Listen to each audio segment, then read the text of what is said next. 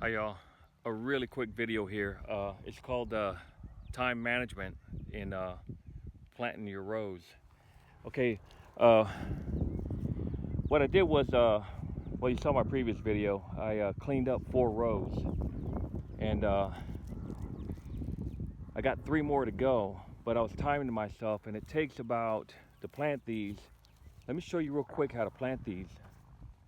Okay, it takes about 8 minutes to plant this whole row. So 8 times 4 is 32 half hour. But anyways, look, this is the way I'm doing it.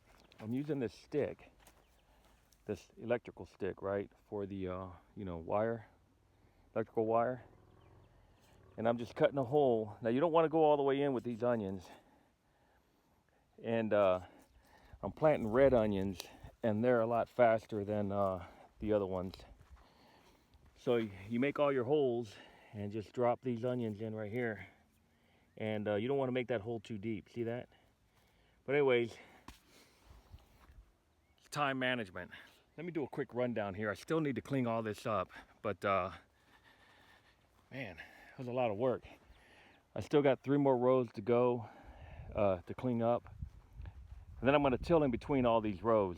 That's why I'm not too concerned with the center, but this is what it looks like. Cilantro right there. I'm almost thinking cilantro repels mosquitoes. I might make, it might be good to have some tea for that. Oh, shoot, let me go back over here. Cilantro. Cilantro might be a good mosquito repellent. I haven't been stung by a mosquito yet because I'm hanging around those plants all the time. But I planted these. I still need to water. I'm going to probably water in the night. It just got too hot and I had to go in. And I don't know what that is. Oh, that's some of that Detroit golden beet. Just a handful of them came up. And here's the sugar beet. And this is the Detroit golden beet right here. Okay, and I left them in the ground and I planted onions around them. But man, that sugar beet's a good survival crop. Now they grew that for the cattle, for livestock in the winter, to give the livestock and the animals something to eat. And there's the garlic. All right, and I'm going to till in there with the tiller. But so I'm timing that. So I got a half hour of planting. 8 times 3 more rows. Half hour of planting, and then each one of these is a half hour to clean. And I'm just going to go ahead and water this whole thing by hand, everything. Try to get it going. It's a busy year. I'm just going to pull all these weeds the same method. Just soak them with water, give them a couple passes, and then just work it. Now in the morning, everything's going to be wet, so I'm going to plant. The plan is to plant the rest of those onions, spend a half hour planting onions, and then water and work the weeds again. Pull those weeds by hand, and then clean them up. So I should have, say, half hour each row, and then I got to dress them up with the hoe. So about 40 minutes a row. Say 3 hours to set up the rows for planting, and then half hour, 10 minutes a row for planting. So you got to do the math. So about an hour a row. So about 3 hours roughly, maybe 3.5 hours, and then run the tiller through here, till up all them rows, and maybe hill them up a little bit, and get it all going. But it looks pretty good. Got my pond pump hooked up. I flooded this with water.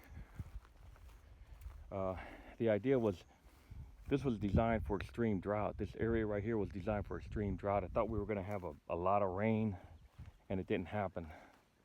So looks good. The pond is low. And what I'm going to do when I till, I'm going to create little dams through here.